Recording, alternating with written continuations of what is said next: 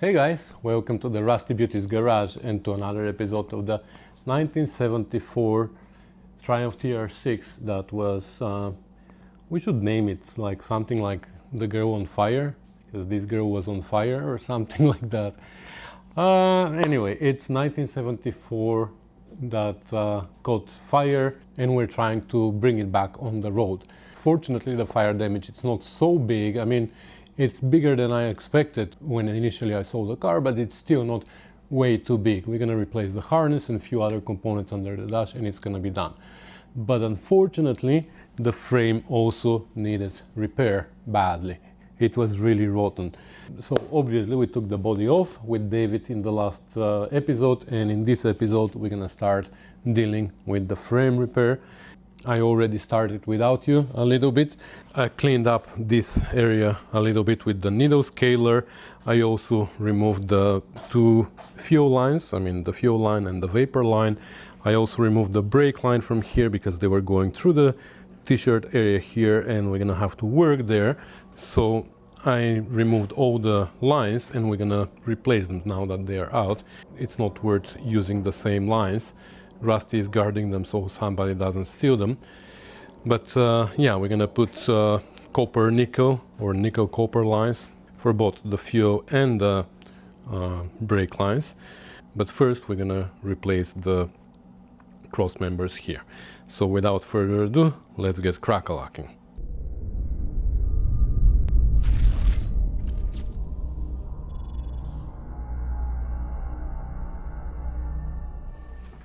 So for this repair, we're gonna use these repair sections that we bought from Planet 6 Parts, actually, John Mooney in Trenton, Ontario. So if you're in Canada, don't forget that you have another part source as well. And we're gonna utilize my jig that I made many years ago, actually. I think it goes like this. No? How did it go? I forgot. Like this.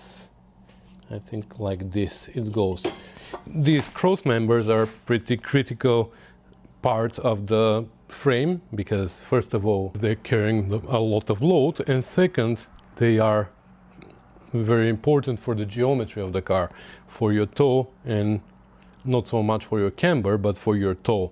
So it's important to put this member in the exact same place where this one is. And here, between the brackets and the trailing arm support, there's shims usually. And with these shims, you adjust the position of your trailing arm, and with that, you adjust the position of your toe of your wheel that comes here, right?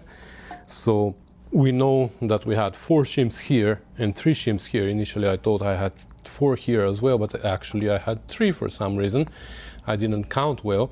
So 4 and 3 shims here, and they are pretty thin. They are like 1/16th, so that's how important the positioning is. Imagine if we move this by 1/4 inch, that's equal to 4 shims or something like that, and we don't want to mess it up.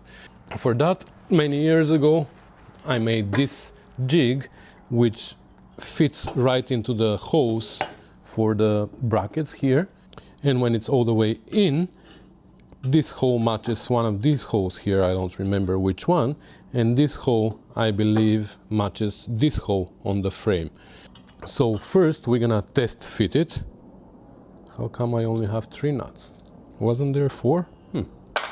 So we're gonna test fit it first to make sure that this trailing arm matches our jig, which it should, because it looks like it's the original trailing arm on the frame. And when we confirm that, then we're gonna cut everything out and we're gonna put this trailing arm, the new one, onto the jig, and we're gonna put everything back. We're gonna match this hole and this hole again with these holes.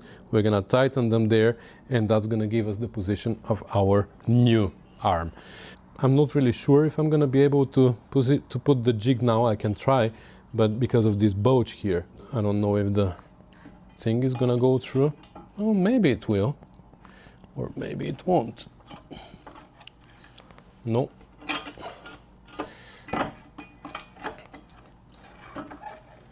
Let's see. So I might need to cut this part of the frame here. I should verify also the geometry of the frame before I start. I mean, not so much about diagonals and everything, but at least the height of the rear end. This is a weak spot of these frames, right here, because when this rod and these members also rod here, this rear end of the frame sags, because the trailing arm mounts here, and this behind is actually trying to fall down, right? Because of its own weight, which causes the gap behind the door on the side of the car to open, because the frame sags, as they call it. So I want to see if this frame sagged already, and if we need to make any corrections, we should do them when we have everything here apart. If everything is okay, then we should try and keep it that way without bending it or anything. So in theory, if I haven't seen a body on this frame, I should check in this situation right now, I should check the height of the rear end of the car. But that's only in theory. We just took the body off this car today, and the gaps were fantastic on this car. So this tells me that the rear end hasn't sagged. So what we have to do is we just have to keep it in the same situation. We don't want to make it sag. So for that reason, we're going to be working only on one part at a time. We're going to take this trailing arm off, we're going to replace it and weld everything pretty stable before we take the other one out. And in the meantime, we're going to try to keep the frame not sagging, you know what I mean? So what I'm gonna start with is I'm gonna cut part of this shirt, but not the whole shirt. Again, we want to keep everything solid for now before we replace the arms, and then we're gonna see if we're gonna remove this shirt completely or we don't need to, because I think we're gonna have to replace the bottom one, but for this one we can just patch the areas here that are rusted.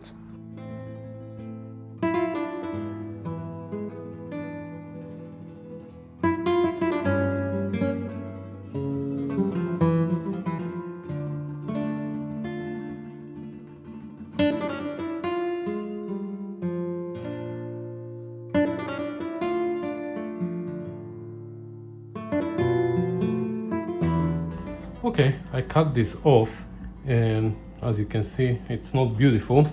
There's lots of rust in between the layers, so I might need to remove the whole shirt and make sure there's no rust on the frame under the shirt. Unfortunately though, my jig still doesn't fit, because the distance between here and here is pretty tight, and I have nuts at the bottom as well, because this jig is designed to be flipped upside down and be used on the other side as well. So looks like we're gonna have to cut the t-shirt from underneath as well, the same way. So for that I have a special trick. You see how I hooked it up here? So let's see how high we can lift it.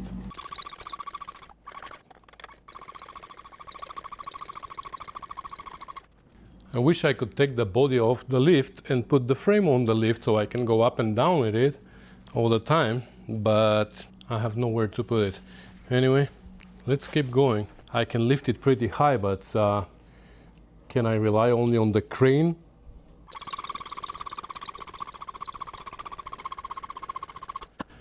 That's actually pretty good. Can work like that, but how safe is it? Okay, my special tool 2x4 came to help.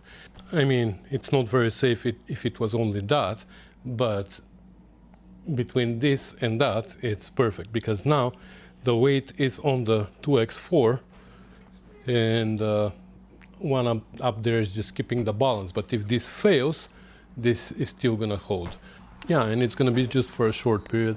I just want to get rid of this bulge here as well, and then we will see if we can fit the jig.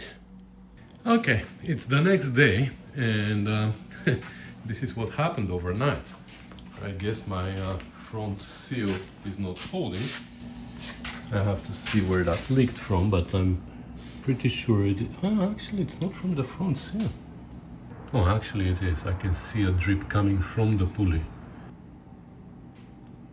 There you go. Okay, so it's from the front seal, and it's normal because all the oil is there now, but Should we address that? No, I'm not going to get sidetracked. Like I said, I'm going to ignore everything else. We're going to make the car safe for the road. A little bit leaks here and there, it is fine. We're going to deal with little problems like that when the car is on the road, a little bit at a time. I mean, it's going to be a rolling restoration. Anyway, so last night I opened here a little bit, removed part of the shirt, and I found that there is a big hole here, and I sat here and I was thinking, and I was sitting and I was thinking, to a point where I was just sitting and not thinking, because I have a dilemma here. Like I said, I don't want to take apart too many of the structural components because we don't want the frame to bend and lose the geometry. We want to replace them one by one. But to replace the arm, we need to overlap it here with this frame, right? This extension goes here and overlaps it. But this needs to be repaired before that. So how do we do it? And I'm sure right here you see all this bulge. I'm sure there's more that needs to be repaired here. So I'm thinking maybe what I should do is just get rid of the entire shirt here right now, see what the situation with this is, cut a little bit of the arm here if I have to, figure out a way to keep the rear end up while repairing this, so we can make sure that this member is nice and straight, and then we can replace the arm on the side. Whether I like it or not, I'm gonna remove this entire t-shirt now. And by the way, we don't have another t-shirt, so we're gonna have to make one, but we made one before and it turned out pretty good, so I'm not worried. So I'm gonna go to town and I'm gonna remove the shirt now. Look at that, I just cut this off. I cut the perimeter here just next to the weld everywhere. And then I cut this in the middle and I shook it like that, and I snapped these welds here that they weren't holding a lot. And look what's inside. Look at that. What is this? Like it is metal? I don't know. Wow. Look at that. Dun, dun, dun.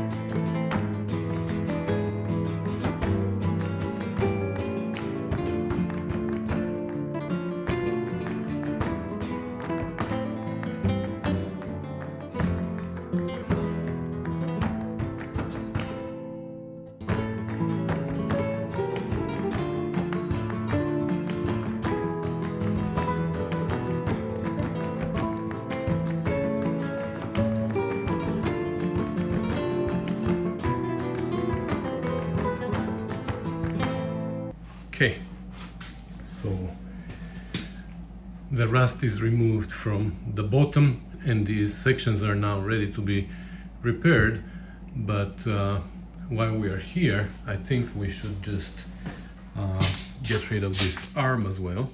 Only one side.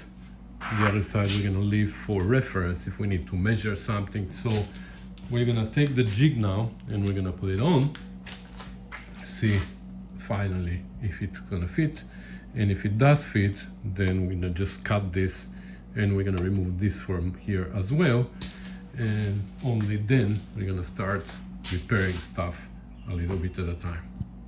But first I'm gonna clean this mess. So much of the frame is on the floor now.